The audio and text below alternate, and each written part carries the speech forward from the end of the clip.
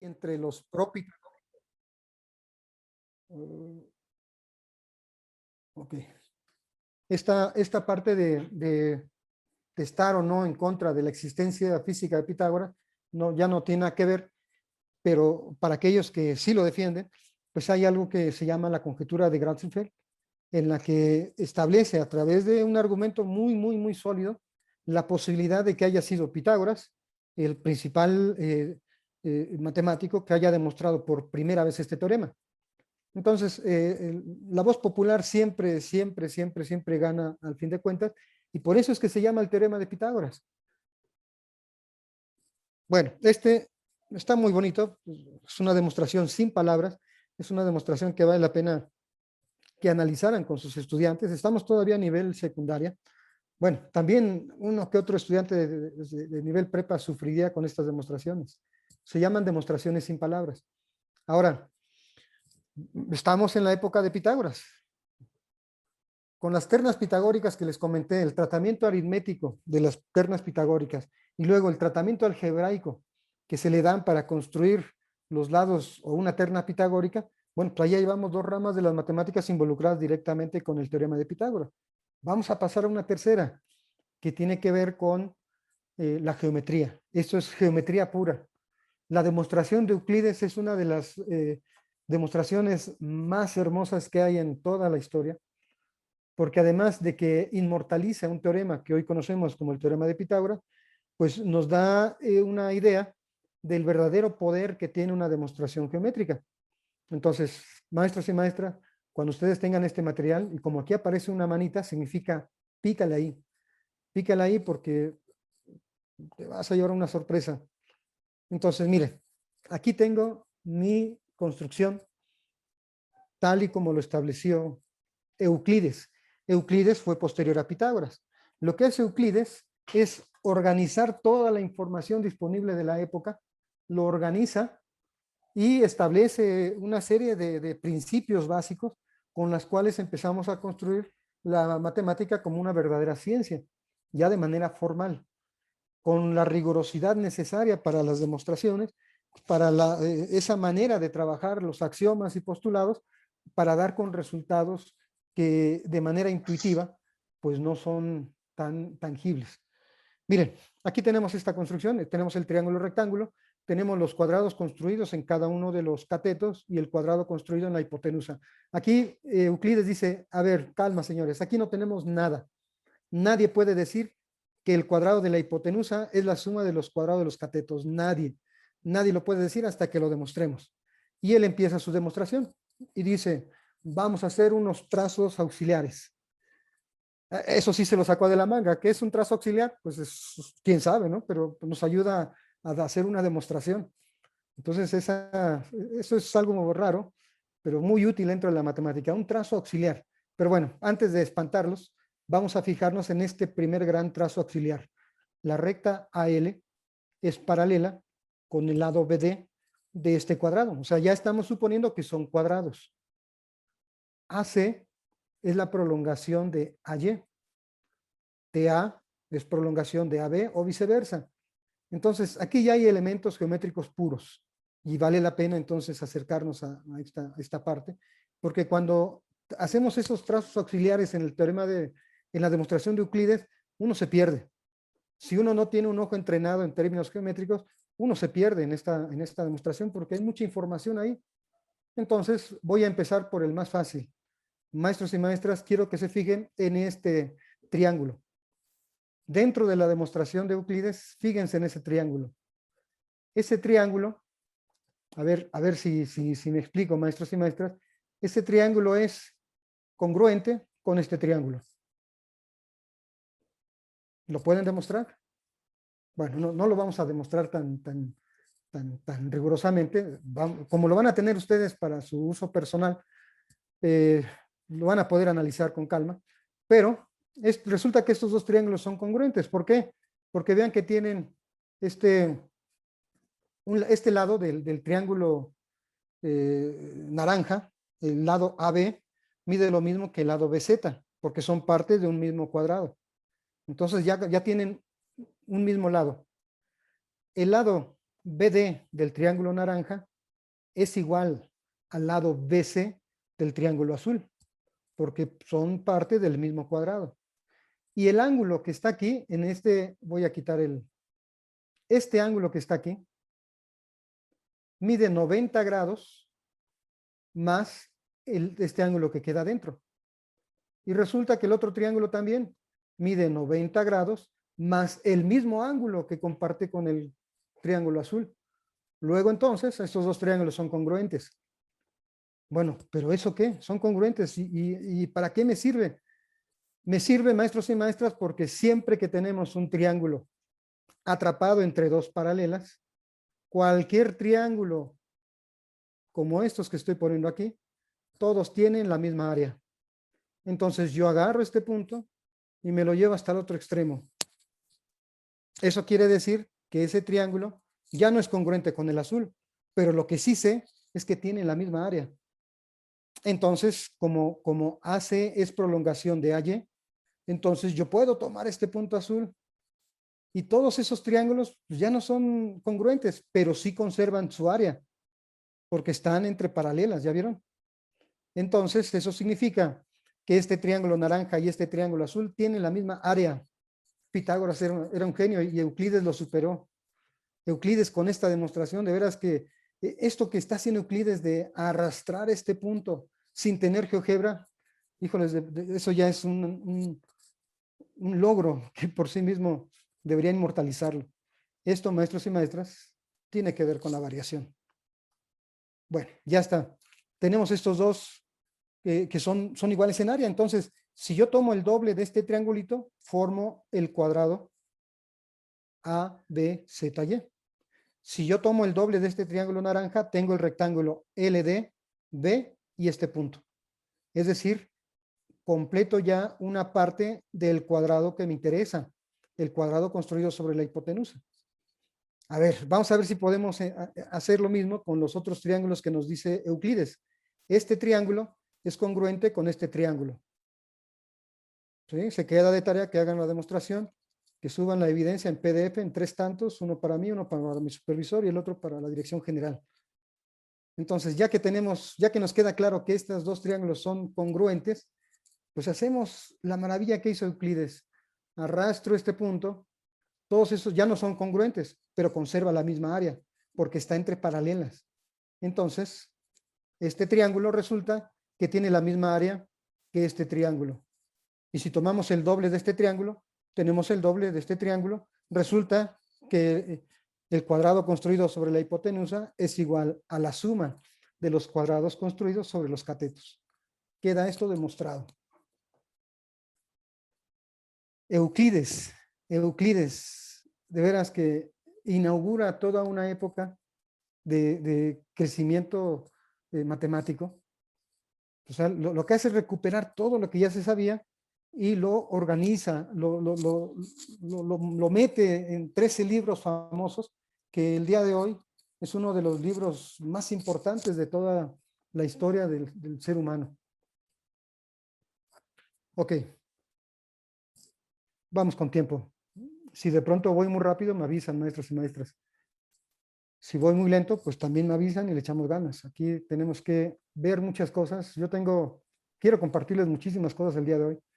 Y apenas vamos en Euclides, nos faltan 2000 años de historia. A ver, otra más. Tenemos aquí a un matemático hindú, Bhaskara. Bhaskara lo que hace en el año 1185, lo que hace es una demostración sin palabras. A ver, vean, por favor, vean. Este es uno de los materiales que compartió el maestro Gabriel hace ratito. ¿Ya lo reconocieron? Pero esta es la forma en cómo lo trabaja este matemático, Bhaskara. En 1185, él trabaja esta figura, se le queda viendo y dice, ya está. Lo presenta a sus colegas y le dicen, miren, el teorema de Pitágoras. Y sus colegas se quedan viendo, no entendieron nada. Pero Bhaskara lo tenía claro. ¿Qué es lo que hace Bhaskara? Miren, estos triángulos que están aquí, como lo dijo hace rato el profe Gabriel, son congruentes. Nada más que aquí diferimos un poquito en las medidas, pero no importa, son parte del mismo resultado general. Vean, estos triángulos son congruentes. Los reacomodamos y aquí tengo 1, aquí tengo 2, aquí tengo 3, aquí tengo 4. Pero vean cuánto mide cada uno. Este cateto mide A, es decir, este segmento mide A. Este cateto mide B. Entonces, esta línea, este segmento que está aquí debe de medir B. Este cateto mide A. Y este cuadrado mide lo que mide B, pero quitándole A. Por eso se llama B menos A. Entonces, este cuadrado tiene una longitud B menos A. ¿Qué pasa si usted suma B menos A con A? ¿Cuánto va a valer esta longitud? B. B. Entonces, eso es importante porque lo que tenemos aquí es un cuadrado de longitud B. ¿Pero qué significa un cuadrado de longitud B? Pues el cuadrado del cateto.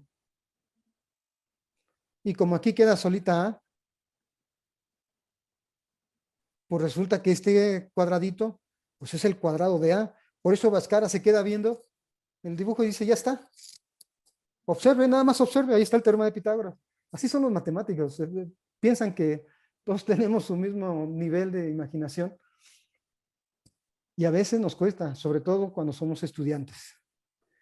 A veces, para lo que a nosotros nos parece trivial, para nuestros estudiantes representa un verdadero reto cognitivo. Entonces, nada es obvio, maestros y maestras. Todo tiene que quedar claro para el estudiante, ¿sale? Este resultado de Bhaskara lo voy a retomar un poquito más adelante. Obsérvenlo bien, véanlo bien, maestros y maestras, véanlo bien, porque a través del resultado de Bhaskara vamos a realizar una actividad que tiene que ver con alumnos que todavía no entran a la secundaria, pero que pueden tener un acercamiento informal con el teorema de Pitágoras. Así de maravillosa es la didáctica. Podemos hacer eso. Obviamente no le vamos a decir al chavito que el cuadrado de la hipotenusa, no, nada de eso. Quiten esas, no sé cómo llamarle, pero dejen que los alumnos disfruten el conocimiento. Dejen que los alumnos lo construyan. No todo se lo tenemos que dar. Entonces, esta demostración es muy bonita, es otra demostración visual. Bhaskara en el año 1185. Fue tan poderosa esta demostración, maestros y maestras, que uno de los grandes matemáticos de la historia, al momento que lo vio, quedó atrapado por esta maravilla. Y no es otro más que el matemático Fibonacci. Y más adelante en la historia, Fibonacci en 1220, y más adelante en la historia, otro gran matemático, Wallis, en el año 1700, también lo retomó e hicieron su propia demostración. Ese es otro resultado. Esto tiene que ver un poquito con otro tratamiento de el teorema de Pitágoras. Miren, ahí va. ¿Cuál de todas es mejor? Ninguna, maestros y maestras. Todo depende de lo que ustedes quieran trabajar con los alumnos. Podemos darle un tratamiento aritmético, un tratamiento algebraico, un tratamiento geométrico, y vean esto que tenemos aquí. Esa es otra maravilla de demostración porque involucra otros conceptos. Esto lo trabajó el maestro Gabriel también. No me dejó nada el maestro Gabriel el día de hoy. A ver, miren, este triángulo, un triángulo rectángulo, aquí está. Es muy necesario que el estudiante reconozca cuando hablamos de un triángulo rectángulo por el cuadradito.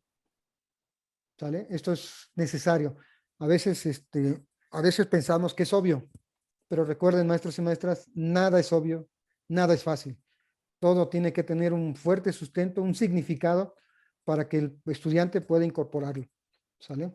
Entonces, miren, este triangulito que está aquí, este triangulito que está aquí y el triángulo gris son semejantes. Si usted no sabe por qué, híjoles, lo invito a que estemos aquí en el próximo trayecto formativo. Va a ser como una especie de curso remedial para aquellos que no le agarraron la onda al principio. No, no es Muy cierto, bueno. maestros. Sí, ¿verdad? Ok, entonces vean, aquí tengo los tres triángulos. Los tres triángulos que están en esta figura, aquí están, pero son maravillosamente homotéticos. Aquí son semejantes entre sí. Bueno, pero no le vamos a hacer como Bhaskara. Mire ya, ahí está el teorema de Pitágoras. No. A ver, vamos a hacer eh, un poquito consentidores. A ver, miren, vean, le hemos llamado a este cateto M, a este cateto N. Este es el cateto C, este es el cateto B, esta es la hipotenusa A, pero al mismo tiempo, a ver, fíjense bien, AC, AC, que es cateto en este triángulo, que le hemos llamado B, al mismo tiempo es hipotenusa de este cateto. Entonces aquí valdría la pena que el estudiante primero reconozca qué magnitudes son las que determinan cada uno de estos segmentos, ¿sale? Así, pues, se lo dejamos incompleto para que él reconozca, para que él vaya viendo. Recuerden, no hay que dárselos todos, hay que dejar que ellos también investiguen, que vean. Entonces, es por lo pronto AC que mide B, también lo tenemos aquí, AC. Entonces, esto tiene que valer B. N, N que es lo mismo que, a ver, AD. ¿Dónde más encontramos AD? En este lado, ¿no? AD. Bueno, con este tipo de relaciones, maestros y maestras, pues podemos hacer un poquito de matemáticas. Fíjense, fíjense. Voy a dar el paso 1. Yo digo que C es a A, como M es a C. A ver, a ver, ¿qué es lo que estoy diciendo? C es a A, C es a A. Yo sé que esos tres son semejantes. Entonces, C es a A, como M, aquí está M, como M debe ser a este segmento, ¿no? Pero este segmento es C, porque miren, es AB, AB. Entonces, este C se repite aquí, pero eso ya lo encontró el chavo. Cuando se los dimos, el chavo el estudiante ya tuvo que haberlo encontrado. Dice este C. Entonces, esta relación de proporcionalidad que vemos desde la primaria es una relación de proporcionalidad que el estudiante de secundaria estudia y es una relación de proporcionalidad que en el bachillerato se aborda en matemáticas 1 y en todas las matemáticas posteriores. Entonces, el teorema de Pitágoras a través de una relación de proporcionalidad. A ver, a partir de aquí, ¿qué es lo que obtenemos? Pues esta relación de proporcionalidad la puedo escribir de esta manera. C es a A como M es a C. Propiedad fundamental de las relaciones de las proporciones. Pues el producto de los extremos es igual al producto de los medios. El cuadrado de C tiene que ser igual al producto de A con M. Aquí está. Bueno, ya me quedó claro. Ya encontré una expresión para C. El cuadrado de C es el producto de A con M. Ahora, otro dato. Utilizando semejanza. B es A. Buscamos dónde está. B es A. Aquí está. Estamos relacionando estos dos lados del triángulo. Como N es a B. Aquí está N. AC, como dijimos hace rato, aquí esto es B. Entonces, esta relación se cumple. B es a A como N es a B. Producto cruzado. El producto cruzado me lleva a que B, el cuadrado de B, es el producto de A por N. ¿Qué pasa si junto C cuadrada con B cuadrada? Pues yo tendría que C cuadrada y B cuadrada, al juntarlos, es lo mismo que AM más AN. Pero aquí tenemos un factor común. Extraigo A y adentro me queda N más M. Pero ¿quién es N y quién es M? N, lo buscamos aquí, buscamos M.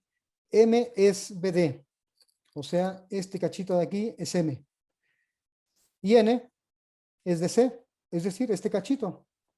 Es decir, N más M es lo mismo que A. Por lo tanto, tengo que el cuadrado de C más el cuadrado de B es igual que el cuadrado de A. El teorema de Pitágoras. Pero es otra manera de abordarlo. Entonces tenemos por lo menos ya una manera aritmética de trabajar el teorema, una manera algebraica utilizando álgebra, esta con proporciones, una demostración geométrica como la de Baxara, pero todavía hay más. A ver, vamos a ver. Miren, a lo que tenemos que llegar es a este resultado. Lo más fácil, maestros y maestras, lo más fácil para un maestro es decirle al estudiante, A cuadrada es igual a B cuadrada más C cuadrada. Si entendió bien, si no entendió, lo siento. Yo ya di mi clase. Eso es lo más fácil que uno puede hacer, maestros y maestras, pero trabajar el concepto del teorema de Pitágoras con los estudiantes desde cualquier vertiente, como la hemos estado haciendo hoy, de veras que vale la pena, porque si de por sí es el teorema que más recuerdan los estudiantes, pues sería mejor que lo recordaran conceptualmente bien, porque hemos encontrado, o sea, es el teorema más conocido, pero hemos encontrado que a través de estas evaluaciones internacionales y las nacionales, hemos encontrado que esta relación, cuando cambia usted el orden, se echa a perder el teorema. Y los alumnos no se dan cuenta, los alumnos muchas ocasiones se lo aprenden como nosotros lo hacíamos en la antigüedad, como en escalerita, es decir, con una secuencia bien preestablecida que no da chance pues de profundizar en ese tipo de cosas. Bueno, ¿cómo vamos, maestros? ¿Estamos bien o...? Todo bien, maestro. Sí, sí. Hay una serie de comentarios que aquí que hacen desde que presentó las tablillas. Comentan que es increíble. eh, Perfecto. Me emociona ver todo esto. Ok, Este, excelente. Hubo un comentario por aquí que me llamó la atención. eh, Se referían a que los alumnos deben de perder el miedo o bien perder el miedo a que los alumnos piensen. Sí, sí, es un comentario bastante interesante. Perder el miedo a lo que los alumnos piensen. Ah, Sí, sí, claro. Sobre todo si hacemos el ridículo como maestros, ¿no? No, no, no. En el sentido de que los alumnos tienen que, tenemos, la libertad se basa precisamente en enseñarles a pensar, no en aprenderse de memoria una serie de cosas como si fueran un costalito. Enseñar a pensar es lo más grandioso que un maestro puede hacer con sus estudiantes. Y eso no implica aprenderse nada de memoria, sino es mejor darles las herramientas de razonamiento lógico que un 10 que no tiene otro trasfondo que la memoria. Bueno, vamos con otro. Esto, maestros y maestras, de plano, si no lo disfrutan, híjoles, ya no sé qué hacer con ustedes. 1848, más cercano todavía a nuestra época. En 1848 aparece un personaje, este es un matemático español, García Quijano, que nos deleita con una demostración muy bonita, elegante, sencilla, pero al mismo tiempo formal. Sí tenemos que trabajar muchísimo la comprensión y qué otra mejor manera de hacerlo que haciendo que el estudiante construya sus propias matemáticas. Miren, en esta demostración que tenemos de García Quijano, vamos a ver.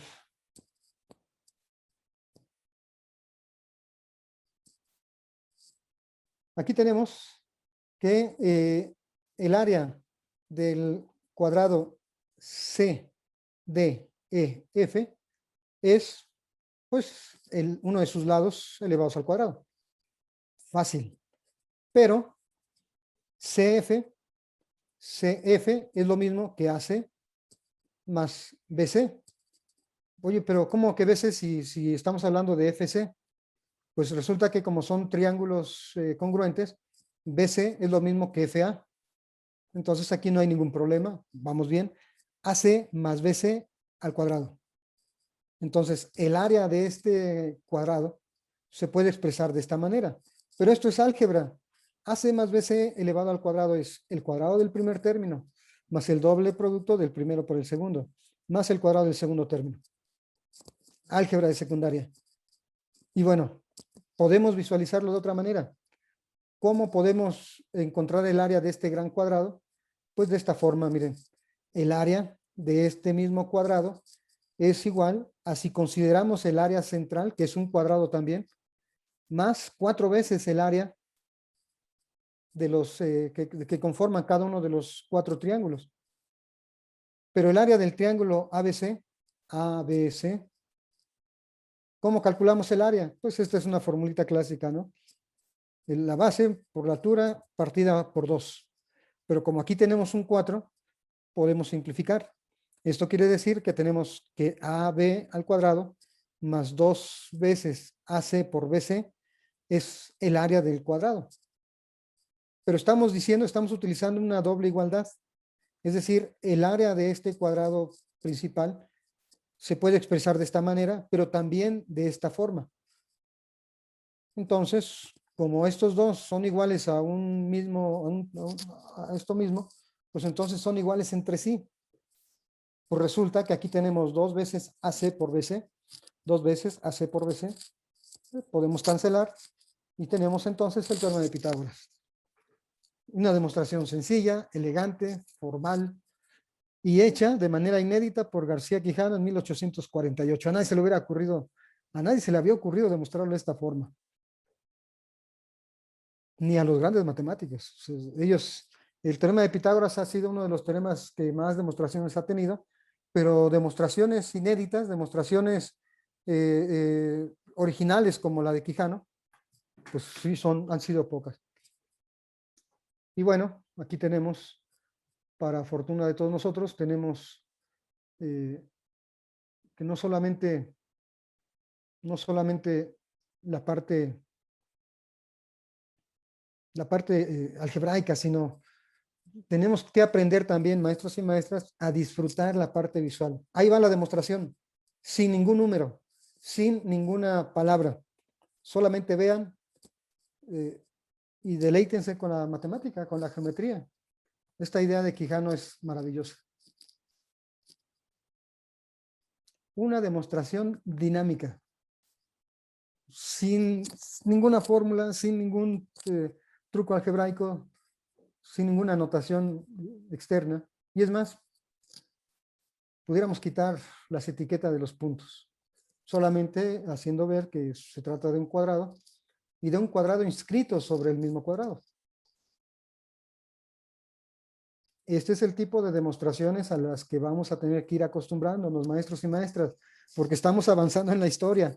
No vamos a quedarnos siempre con la demostración de Euclides, con la demostración de Quijano, con la demostración de Pitágoras. Cada vez las herramientas tecnológicas nos van a llevar hacia maneras inéditas de reentender, de reinterpretar los conceptos matemáticos tradicionales. Yo aquí les diría como Baxara, observen, ahí está.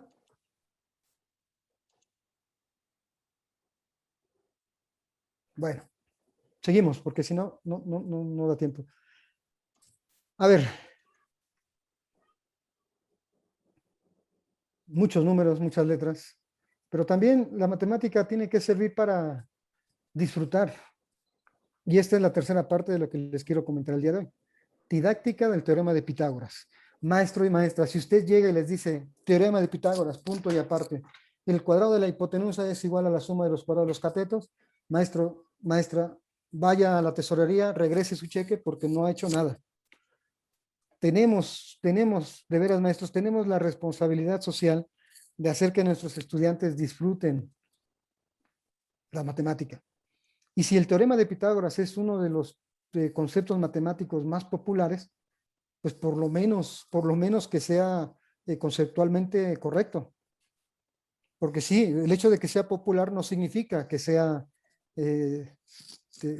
conceptualmente correcto. Hay que tener muchísimo cuidado. Bueno, a ver, algunas sugerencias del tratamiento didáctico para el teorema de Pitágoras.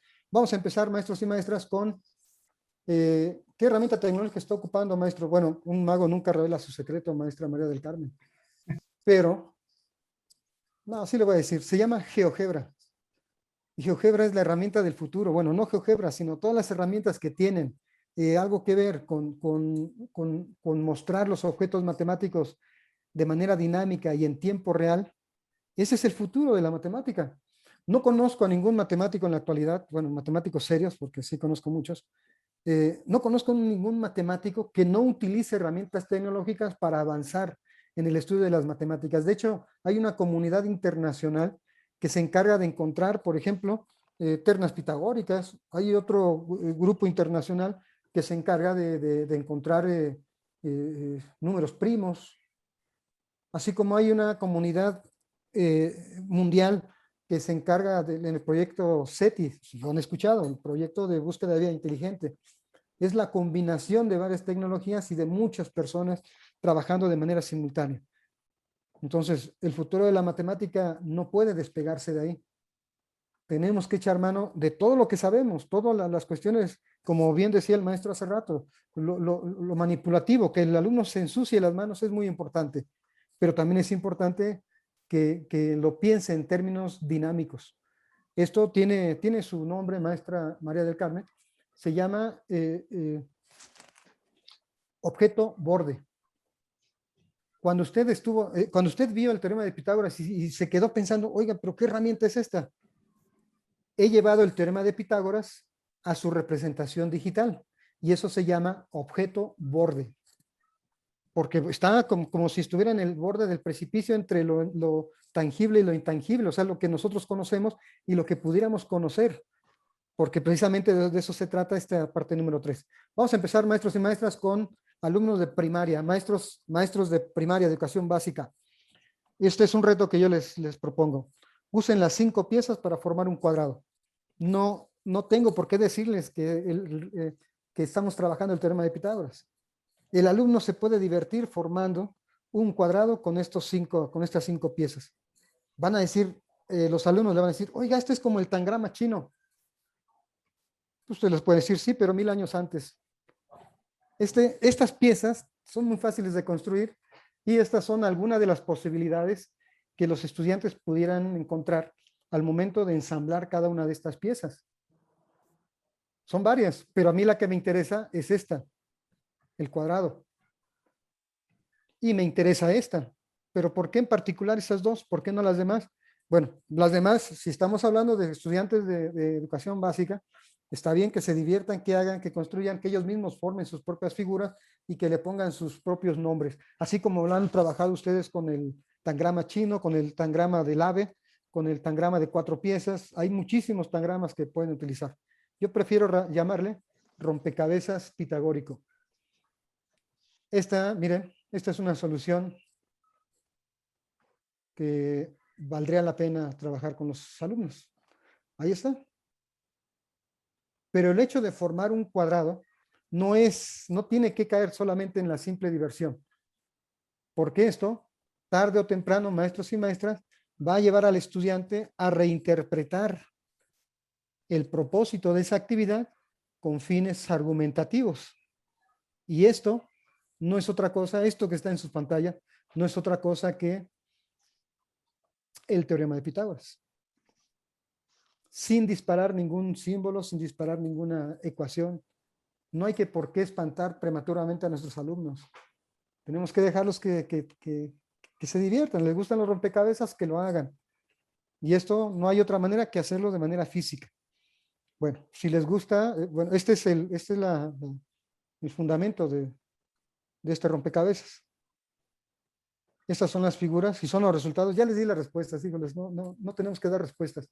Esto se los doy a ustedes para que puedan tener un referente. Hay muchas más piezas, por supuesto, pero por lo menos para tener control de algunos resultados posibles. Si quieres tener el teorema de Pitágoras, este rompecabezas pitagóricos, entonces escanea este código, porque si no, lo voy a quitar y ya no lo voy a poner.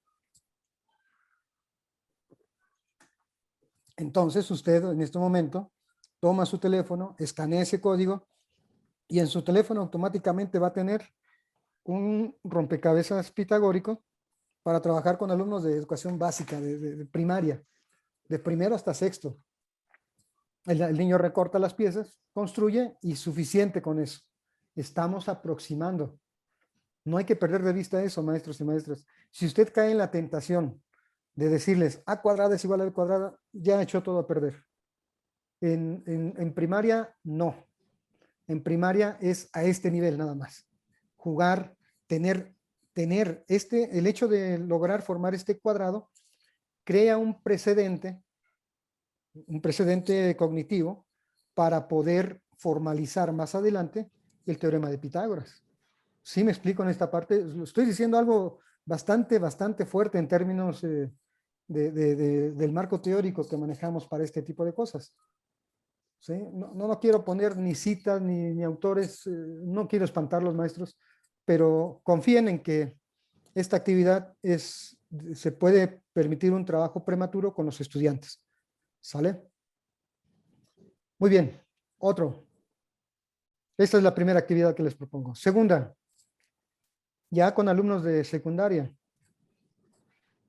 Teorema de Pitágoras. Luego nos imaginamos que el cuadrado de la hipotenusa es igual a la suma de los cuadrados de los catetos. Yo prefiero, maestros y maestras, esta es una recomendación, yo prefiero que los alumnos, si se lo van a aprender de memoria, se lo aprendan de esta manera. El cuadrado de la hipotenusa es la suma de los cuadrados de los catetos. Si usted hace que sus alumnos se aprendan de memoria a cuadrada es igual a b cuadrada más c cuadrada, ya la regó. Sí, lo digo con esas palabras porque no todos los ejercicios van a coincidir con ese orden de letras. Por eso es mejor utilizar los nombres de los elementos del triángulo. El cuadrado de la hipotenusa es la suma de los cuadrados de los catetos. Entonces, maestros y maestras, observen por favor la pantalla. Cuadrados, triángulos, pentágonos. Y es más, vamos a darle que por sí mismo vaya creciendo esto y nos muestre la maravilla de la matemática detrás del teorema.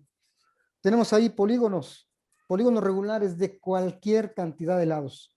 Siempre el área que abarque un polígono construido sobre la hipotenusa, si este es regular, va a ser equivalente a la suma de las áreas de los polígonos construidos sobre los catetos. El teorema de Pitágoras generalizado.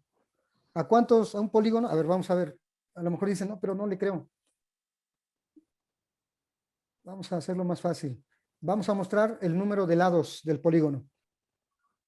Un pentágono, hexágono, heptágono, octágono, y así nos vamos. Un polígono, en este interactivo, usted va a tener polígonos de 50 lados. Ahí está, miren, qué maravilla. Esto es una hermosura de la matemática. Parecen círculos, ¿verdad? Pero son polígonos regulares. Entonces, yo no sé si no están emocionados como yo, maestros y maestras, híjoles, de veras qué increíble que el teorema de Pitágoras se pueda generalizar de esta manera. Y es más, por si no me creen, aquí va a aparecer, dándole clic en esta pestañita, va a aparecer la suma de estos dos números, pues resulta que este número es el área de este cuadrado y estos dos números son las áreas de cada uno de los otros cuadrados, empezando por triángulos. Oiga, profe, pero hace rato nos dijeron que también para figuras irregulares. Bueno, pues que todavía no termino. A ver, entonces ya quedó, ¿eh? Sí me explico con este ejemplo. La Un generalización comentario del que teorema. dice aquí una maestra, la maestra Fanny, que está llamando la atención, dice, A ver, eh, adelante. dice, Yo sí hoy aprendí y desaprendí algunas cosas. A veces es bueno aprender y a veces también desaprender. Sí, tenemos que aprender muchísimas cosas, maestra. Sí, cuando a mí me enseñaron el teorema de Pitágoras en la secundaria, no le guardo rencor a mi maestro, pero yo creo que si uno como estudiante hubiera ido más allá de los propios límites que establece la escuela, estaríamos en otro nivel conceptual en términos de lo que conforma nuestro currículo. ¿Sale? Si nosotros despertamos el interés, el solo hecho de despertar el interés en los alumnos va a hacer que ellos por propia cuenta busquen y encuentren cosas interesantes. Las animaciones en GeoGebra están muy interesantes, sí, profe, y esto es maravilloso porque aprendemos de manera, no sé si ya se dieron cuenta, pero a mí lo que me gusta es la parte dinámica, es decir, eh, aquellos conceptos que lleven al estudiante a entender de mejor manera el cálculo diferencial integral. Ese es mi objetivo, porque miren, este punto que está aquí también puede hacer que se mueva. Siempre voy a tener un triángulo rectángulo, y siempre voy a tener polígonos regulares construidos. Entonces, vamos a hacer esto, miren. Vamos a dar la animación al mismo tiempo a los dos. Entonces, si lo que ustedes ven ahí no es matemáticas, pues no sé qué hemos estado haciendo toda esta charla. O sea, la tecnología nos va a permitir ir más allá de los propios límites que hemos establecido a través de los diferentes recursos que hemos utilizado. Siempre va a haber un recurso más que va a enriquecer la idea que nosotros tenemos de cualquier concepto matemático. Imagínense, esto lo podemos hacer ahorita con GeoGebra. Imagínense la matemática del siglo XXII. Y si nosotros seguimos diciéndole al estudiante, teorema de Pitágoras, punto y aparte, el cuadrado de la hipotenusa, o sea, dictar maestros y maestras debe ser algo que empecemos poco a poco a ir haciéndolo a un lado. Y miren lo que tengo aquí, el teorema de Pitágoras. Pero, ahí va. Este teorema de Pitágoras, o sea, aquí ya nos quedó claro que el cuadrado de la hipotenusa es igual a la suma de los cuadrados de los catetos, ya me quedó claro. Pero, ahí va, viene la parte importante, maestras y maestras. Pero no todas las figuras son bonitas, no todas las figuras son regulares. De hecho, predominan en la naturaleza figuras irregulares. Entonces yo puedo deformar esta figura como se me antoje. Y el resultado son figuras semejantes. Y se cumple el teorema de Pitágoras. La suma del polígono va a ser igual a la suma de las áreas de los otros polígonos. En términos de áreas, y aquí es muy importante, maestros y maestras, como la pregunta que hacían hace rato, no aplica para volumen. No aplica porque trabajar con volumen ya nos estamos metiendo con terrenos de Fermat y ese es otro rollo. Entonces, vean, este interactivo le va a permitir a sus estudiantes trabajar, generalizar el teorema de Pitágoras a niveles que posiblemente ni nosotros nos hemos dado la oportunidad de explorar. El estudiante, ustedes saben que por naturaleza es creativo y va a tratar de destruir este trabajo, este interactivo, y lo que podemos hacer, maestros y maestras, es darle la libertad de que haga. El dibujo que están viendo ustedes en pantalla es una obra de arte, no porque lo haya hecho yo. Es una obra de arte porque está conjugando muchos conceptos matemáticos en una sola imagen. Y nosotros a veces vemos este tipo de representaciones y decimos, oye, este cuate sabe muchísimo de arte abstracto y qué sabe qué, es teorema de Pitágoras.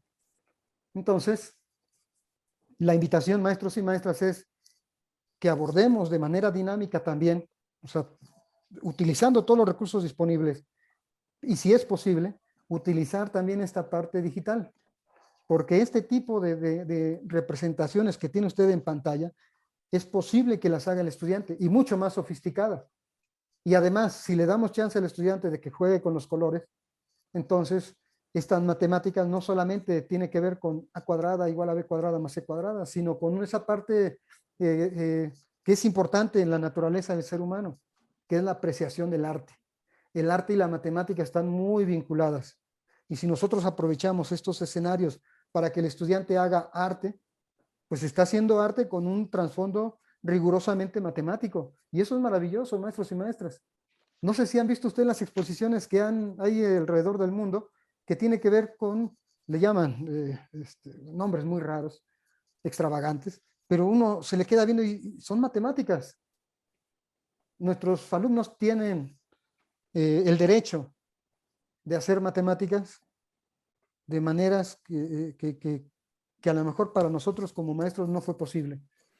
Pero el contexto actual nos ha dado varias bofetadas. Esta pandemia nos ha hecho ver, nos adelantó en el futuro y nos hizo ver que es necesario aprender muchísimas cosas más allá de lo que yo creía que era suficiente. Y podemos orientar este desarrollo a través de este tipo de herramientas que permite de manera interdisciplinaria abordar conceptos de una manera más interesante. ¿Sale? ¿Cuál es la relación entre las medias de los lados de los... híjoles, esta pregunta de matemáticas es muy complicada. A ver, me falta explorar GeoGebra. muy interesante para que el alumno materialice lo que dice el teorema. Bueno, ¿cuáles son las medidas de los lados de los polígonos? Hay una relación, y es más, lo voy a regresar a su estado natural. Tenemos aquí el teorema de Pitágoras. Si usted toma este lado con respecto a este, establece una constante de homotesia. Entonces, cualquier figura que usted construya aquí, en este lado, bueno, de este lado voy a empezar, porque es el lado que permite modificar. Cualquier cambio, cualquier figura que usted construya, si lo hace en términos, utilizando este concepto de homotesia y tomando como razón de homotesia la razón entre estos dos lados, pues entonces puede encontrar una figura homotéticamente y haciendo una traslación y una rotación, podrá colocarlo exactamente, es un efecto visual, podrá colocarlo exactamente sobre la hipotenusa. Es homotesia, no hay otra cosa, no es tan complicado. Entonces, este interactivo, maestros y maestras, es para ustedes. Lo construimos para esta plática, para la charla del día de hoy. Me costó, aprendí muchas cosas en el transcurso y yo creo que valdría la pena, este esfuerzo valdría la pena si lo comparto con ustedes y además si ustedes le encuentran también el gusto por trabajar con ello. Homotesia, teorema de Pitágoras, simetría, transformaciones geométricas, hay muchos conceptos aquí de manera transversal, pero también podemos hacerlo de manera interdisciplinaria. Si nosotros jugamos con las formas y con los colores, podemos generar figuras muy interesantes, muy interesantes. Bien, vamos con otro. Me avisan cuando sean las 10, maestros, maestras, tengo que hacer la cena. Las 10 de mañana. Las 10 de mañana, sí. Hay material para eso y más, ¿eh? Así es que ustedes dirán. A ver, otro más. Y este es uno de mis favoritos. A ver.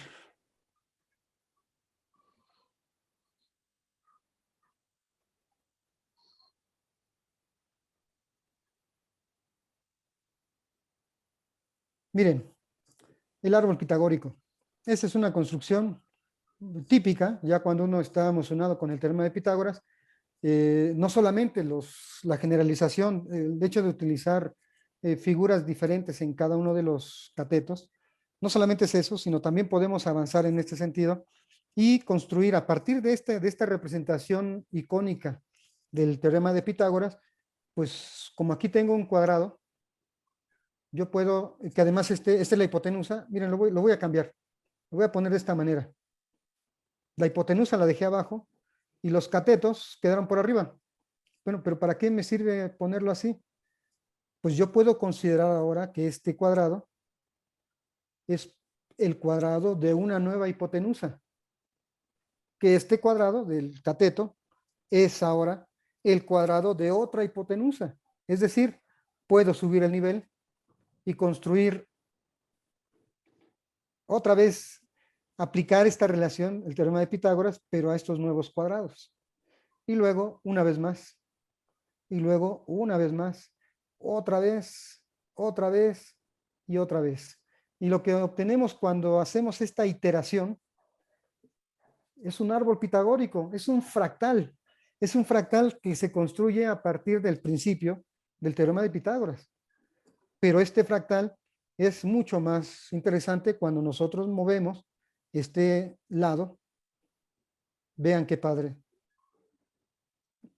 Teorema de Pitágoras, fractales, autosemejanza. O sea, son conceptos un poco más elevados.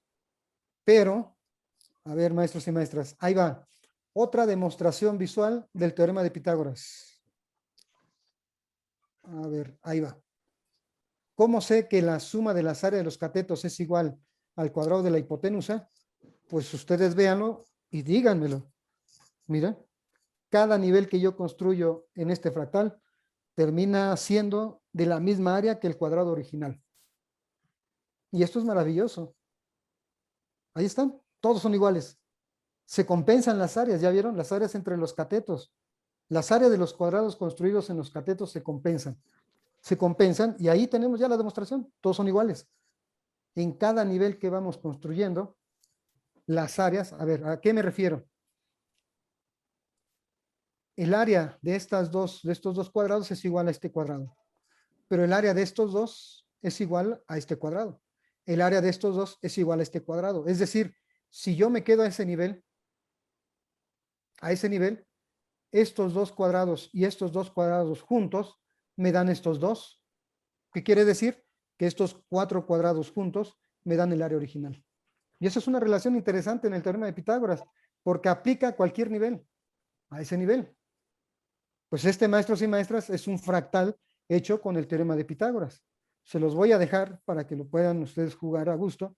Y ahí viene otra cosa que a mí me fascina. Cuando yo lo vi, híjoles, de veras que uno no termina de emocionarse. Miren, ahí están todos, lo dejé hasta este nivel, de pronto sí se complican las cosas cuando queremos avanzar, porque es un fractal, es un poco complicado, a menos que utilicemos programación, podríamos generar cada vez más niveles, pero ya no me dio tiempo.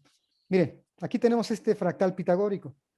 Voy a fijarme en los vértices, ¿ya vieron? Puedo activar y desactivar los vértices. Y me voy a quedar solamente con los vértices. Ahí está el teorema de Pitágoras y una nube alrededor del teorema de Pitágoras. Ahora le doy animación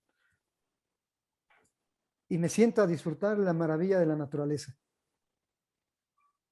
El teorema de Pitágoras, si nosotros nos fijamos exclusivamente en los vértices, pues tenemos ese comportamiento. Miren, voy a ponerlo en pantalla completa. Los puros vértices.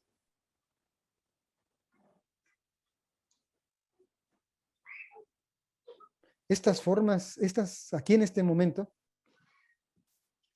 no sé, a ver si alguien los ha visto en algún otro lado. Parecen las golondrinas cuando se van emparvados.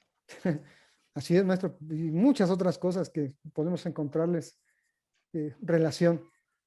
Pero miren, maestros, más allá de que nosotros como docentes sepamos que esto es los vértices de los cuadrados construidos de manera iterada sobre otros cuadrados, bueno, para no apantallarlos, el teorema de Pitágoras, el árbol pitagórico, si nosotros como docentes lo sabemos, tenemos que darle chance al estudiante de que los disfrute en términos de apreciación artística, porque esto es arte, maestros y maestras. Si un alumno logra llevar esas matemáticas a ese nivel, maestros y maestras, vamos a tener no solamente mejores estudiantes, sino a los artistas del siglo que viene. Y depende de nosotros, o sea, no podemos quedarnos solamente en A cuadrada es igual a B cuadrada más C cuadrada. Tenemos que llevar esto cada vez a límites, hay que superar esos límites, tratar de llevarlos hacia caminos que quizá no han sido explorados todavía, pero que pueden representar verdaderas trayectorias que lleven al estudiante a un desarrollo más integral. Bueno, vamos a terminar, maestros y maestras. Si usted dice, ok, está todo muy bonito, pero pues, híjoles, aquí en mi comunidad, aquí en mi municipio acaba de ganar este partido, entonces ya no va a ser posible, etcétera. Bueno, entonces, si no queda de otra, pues vamos a trabajarlo de manera convencional, pero por lo menos, miren, problemas que involucran el teorema de Pitágoras, por lo menos los problemas que le presentemos al estudiante, por lo menos que no sea el mismo. Cada que usted le da clic le va a aparecer un problema diferente. Y aunque se repita en figura, los datos van a ser distintos. Este también es un regalo para ustedes, maestros y maestras, para que puedan trabajar con sus alumnos de manera tradicional y convencional el teorema de Pitágoras. Problemas de aplicación del teorema de Pitágoras. ¿Ya está? Si ustedes de los que les gusta trabajar mucho este tipo de cosas más ortodoxas, pues adelante. Aquí también puede encontrar usted muchísimos ejercicios, muchísimas cosas para utilizar en el salón de clases. Y también es para ustedes. Y finalmente, esta última parte, o sea, si usted de plano es más tradicional que los tradicionales, pues entonces por lo menos esta es una demostración visual. pero esto no era lo que quería mostrar. Ejercicios que involucran el teorema de Pitágoras. Miren, si usted es de los maestros más tradicionales, de los más tradicionales que pueda haber, pues aquí tiene ejercicios rutinarios. Cada vez se presenta un teorema, un triángulo diferente, con medidas distintas, y que el alumno aprenda, se adiestre, que haga, que calcule el tercer lado, utilizando el teorema de Pitágoras. ¿Sí? O sea, aquí también tenemos que ser conscientes, maestros y maestras, que cada uno de nosotros tiene su propio sistema de creencia y todos son válidos. Todos son válidos. Podemos estar o no de acuerdo con el otro. Sin embargo, si hacemos bien lo que nosotros sabemos hacer, pues entonces el único que sale ganando es el estudiante. Y a ello nos debemos. Maestros y maestras, si quieres esta presentación, escanea el código y donde aparezca la manita, ahí está el interactivo que hemos estado utilizando durante esta presentación. Maestros y maestras, muchas gracias. Si hay alguna pregunta, con gusto lo comentamos.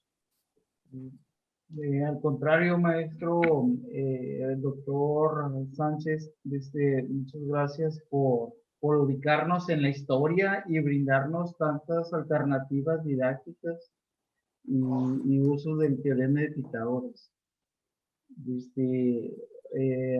Por los comentarios que observé aquí, va a haber mucha gente, muchas personas, muchos profesores maravillados, mucho entusiasmo, y espero que podamos retomar todo este trabajo que nos está brindando. Les acabo de pasar una liga para registrar la asistencia. Si podrían llenarla, por favor. No sé si tengan algún comentario dirigido al doctor. Los que están en el curso de GeoGebra, por supuesto que vamos a hacer el árbol pitagórico y algunas otras construcciones. Muy bien. Por supuesto, maestro Mariano, el maestro debe ser un alumno en constante aprendizaje. Sí, el maestro Mariano siempre está. Excelente. Creo, Lorenzo, sí. Lo que te acabo de ver son trabajos que he visto cómo ha sido evolucionando. Eso me hace pensar que estaba muy primitivo cuando me conociste, Ginio. Y lo interesante aquí es que involucraste la historia con lo que es el trabajo que a veces dejamos de hacer en el aula, porque es la parte importante que a veces tenemos que dar la introducción, el porqué de ese contenido en la historia y para qué lo utilizamos y a dónde lo aplicamos. Como lo trabajó Juan Gabriel, estuvo interesante porque son situaciones didácticas combinadas con material concreto. Así es. Y esto aumenta la posibilidad de que los alumnos desarrollen el pensamiento espacial, ¿verdad? Y los sistemas geométricos. ¿Por qué? Porque el material concreto permite a los estudiantes que indaguen, manipulen y puedan construir representaciones mentales, ¿verdad? De los conceptos geométricos. Y de acuerdo a este trabajo que hizo Juan y que tú lo acabas de aterrizar con las tecnologías, presentan algunas situaciones didácticas que incluyen material concreto, pero como una aproximación, que eso es lo que tenemos que platicar también con los maestros, al teorema de Pitágoras, y la potenciación del pensamiento espacial, ¿verdad? En relación con el sistema geométrico. Creo que lo que has hecho el día de hoy es que los maestros discutan, analicen estos temas que abordan el uso sistémico y coordinado de tecnologías. Creo que esta parte de tecnologías digitales representa una oportunidad para que los profesores y estudiantes se involucren en una atmósfera que valore y relacione la importancia de representar, explorar, discutir el papel de las tecnologías. Creo que esta parte de las tecnologías digitales en la construcción del conocimiento matemático.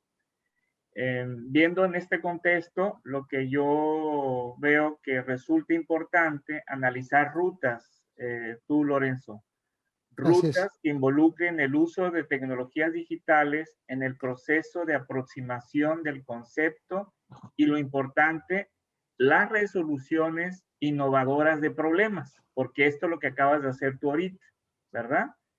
Y Así que es. esto permite un ambiente o aula digital, que es lo que yo vi allá en la Ciudad de México, que hiciste en la preparatoria, que es un espacio de inmersión que puede generar las condiciones y la actitud cognitiva pertinente de los estudiantes.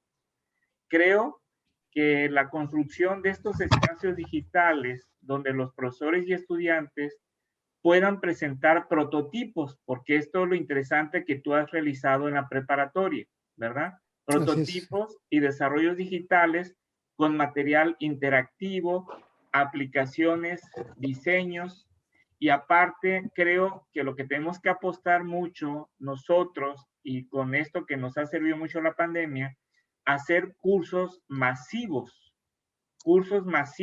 donde se involucren 3,000, 4,000, 5,000 profesores, porque esto da la pauta a que haya mayor formación en los maestros, ¿verdad?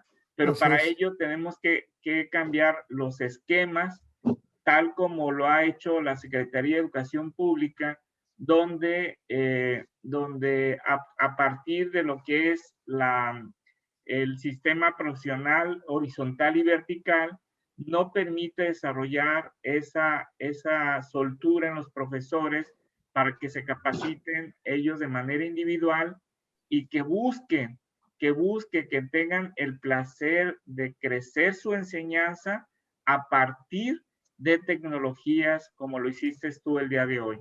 Creo que como maestros como tú y como otros que, Juan, y que otros que han presentado esto, motive a los maestros para ir mejorando estos procesos de enseñanza tan interesante en las matemáticas. Así es, Ginio. Pues esa es la idea. Bueno, y qué bueno que lo comentas, porque cuando yo conocí a Higinio, yo de veras que vestía de taparrabo, estaba muy primitivo, y precisamente de eso se trata. Cuando nosotros interactuamos con otros maestros, crecemos. Entonces, yo no me imagino, Higinio, si no hubiera coincidido contigo, con nuestro Mario, otro de mis grandes maestros, con Miguel León, con el doctor Jique, con Alejandra Ábalos, Snell, muchísima gente que admiro. Pues eso es precisamente lo que hace que crezcamos desde la Tu buen propia amigo perspectiva personal. Gerardo, tu buen amigo Gerardo. Ah, también, también Gerardo. Eh, y es precisamente eso, compartir, porque ustedes en su momento estuvieron dispuestos a compartir conmigo, y esa es parte de la filosofía que me gusta. Por eso las presentaciones que hacemos aquí se las comparto. Ojalá que les sea útil, porque eso quiere decir que pues, podemos continuar y podemos seguir proponiendo. Así debe de ser, Lorenzo. Y Así es. realmente lo importante es que eres humilde y esto es algo que a veces como profesores tenemos que tener esa actitud para compartir estos saberes con los maestros.